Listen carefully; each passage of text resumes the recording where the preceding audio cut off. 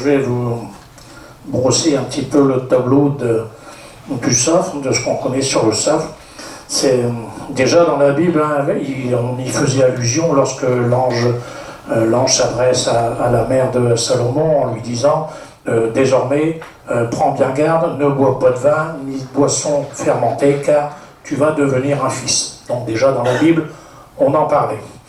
En 1968, ça a été la découverte du SAF par le docteur Lemoine, pédiatre à Nantes, qui a fait un constat clinique à partir de 27 cas.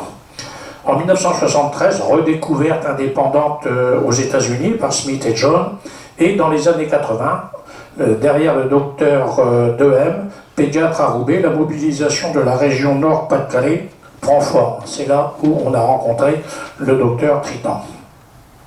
En 2002, les hautes autorités de santé recommandent l'abstinence d'alcool pendant la grossesse.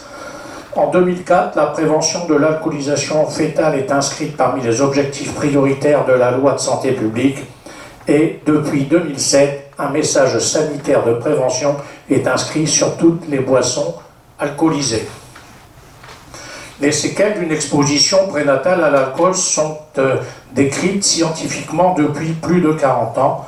Pourtant, ce problème reste méconnu de la population et de nombreux professionnels ne se sentent pas suffisamment concernés. L'alcoolisation fœtale, première cause non génétique du handicap mental chez l'enfant, avec un retard de croissance intra-utérine. 3/4 des Français ignorent encore les risques encourus. Cependant, en France, c'est près de 8000 bébés qui viennent au monde chaque année atteints du syndrome d'alcoolisation fœtale. Le SAF est ainsi la première cause de déficience intellectuelle évitable. Le syndrome d'alcoolisation fœtale est la conséquence d'une exposition à l'alcool importante, quotidienne ou épisodique pendant les périodes embryonnaires et fœtales. Il se manifeste par des anomalies physiques caractéristiques, un dysfonctionnement du système nerveux central et des retards de développement avant et après la naissance. Toutes les catégories socio-professionnelles sont concernées.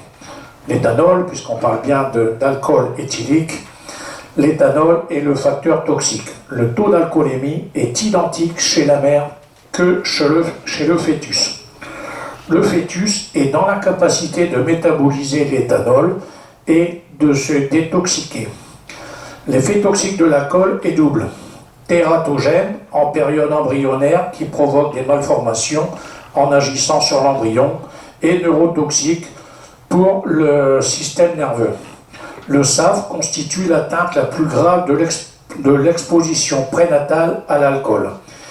Il existe donc 4 groupes de signes. La dysmorphie faciale, ça on le voit dès la naissance, le retard de croissance, les malformations, les atteintes neurocomportementales. Il est généralement d'autant plus marqué de nombreux que l'alcoolisation maternelle a été plus importante. L'alcoolisation peut également engendrer des prématurés, des fausses couches, des morts-nés. La dysmorphie crânio-faciale est considérée comme spécifique de l'exposition de l'alcool in utero. Ces faciès est typique durant les 2 premières années, mais ils persistent tout au long de leur vie en se modifiant en fonction de l'âge. Le retard de croissance constitue le principal critère diagnostique du SAF. Il touche de manière harmonieuse le poids, la taille et le périmètre crânien. Il est important de noter que le défaut de croissance du crâne sera le reflet de l'insuffisance du développement cérébral qui sera secondairement responsable de l'insuffisance mentale.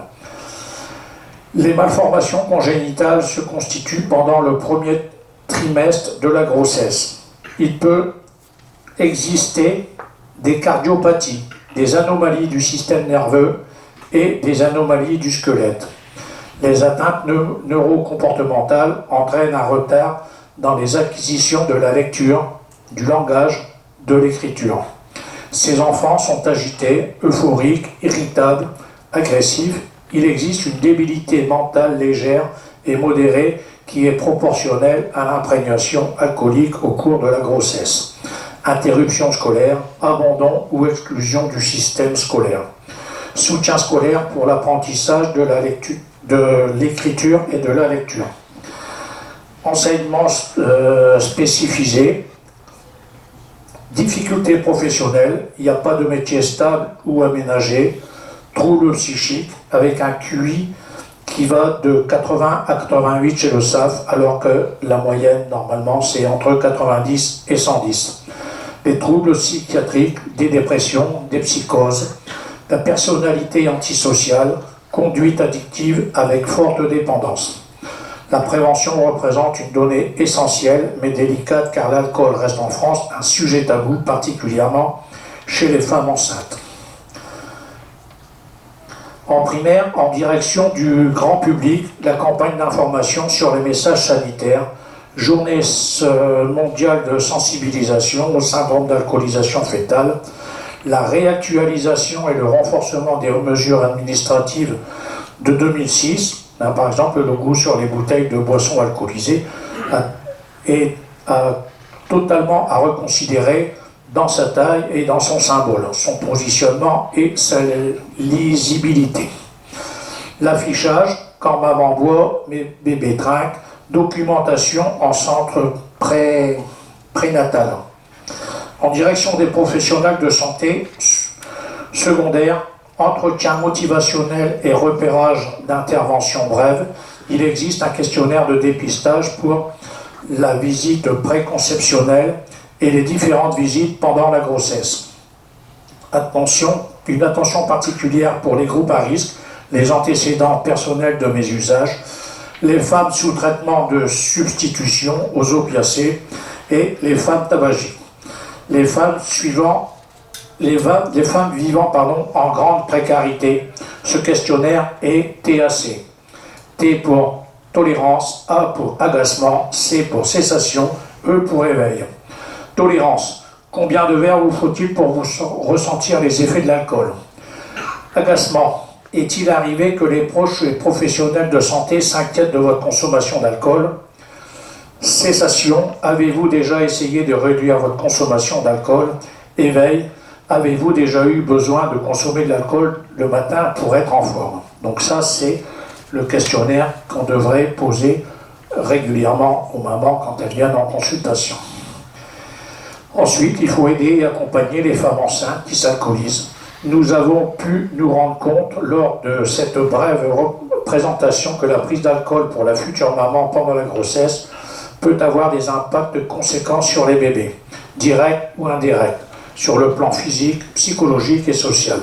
D'où la nécessité d'une prise en charge le plus tôt possible sur des patients représentant des antécédents ou facteurs à risque identifiés par des professionnels de santé formés. Permet de réduire ainsi la croissance annuelle d'enfants nés avec un SAF. Se former et être à l'écoute pour une meilleure prise en charge. Je vous remercie de votre attention.